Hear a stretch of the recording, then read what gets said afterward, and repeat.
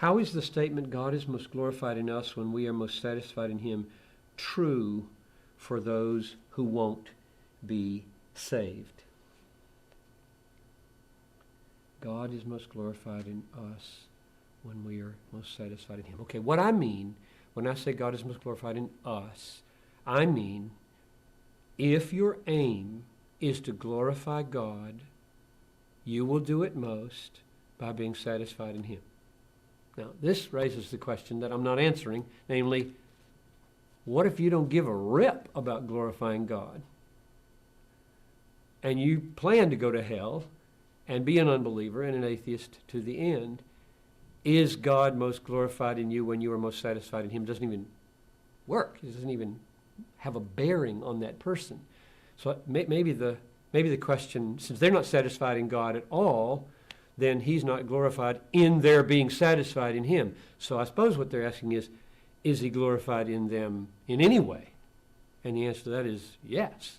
God glorifies his wrath in condemning those who won't have him as their satisfaction.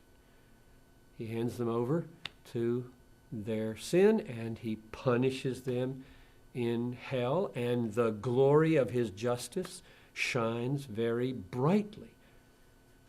So if God, desiring to show his wrath and make known his power, endures with much long suffering the vessels of wrath, that's what will be glorified. His wrath will be glorified, his power will be glorified, and their failure to be satisfied in him will produce that kind of glorification. But when I say that sentence, I'm not even thinking that way.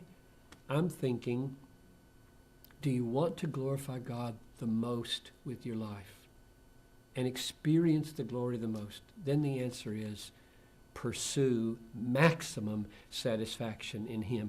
That's what so many Christians have never heard, and they have a hard time believing. And I'm devoting my life to trying to make it look biblical like it is, and to help people overcome the obstacles that are in the way, like duty is more noble than hedonism. It's more noble to do something because you have to do it than it is because you delight to do it. It's more noble to worship God out of some sense of he deserves it than out of the fact that he's so magnificent and glorious I can't help it. And I disagree with all of that. It's God is most glorified in us when we're most satisfied in him. And I don't want to turn that against the fact that God does indeed glorify his wrath by punishing justly those who refuse to be satisfied in him. I'll risk this.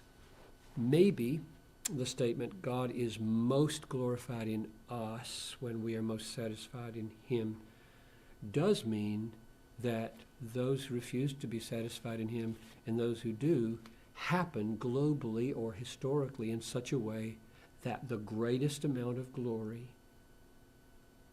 shines. Mercy shines, wrath shines, justice shines, patience shines, grace shines. The totality of the rainbow of God's perfection shines most brightly because there are some who refuse to be satisfied and call forth his wrath, and some who glut their satisfaction on him and call forth his grace and glory.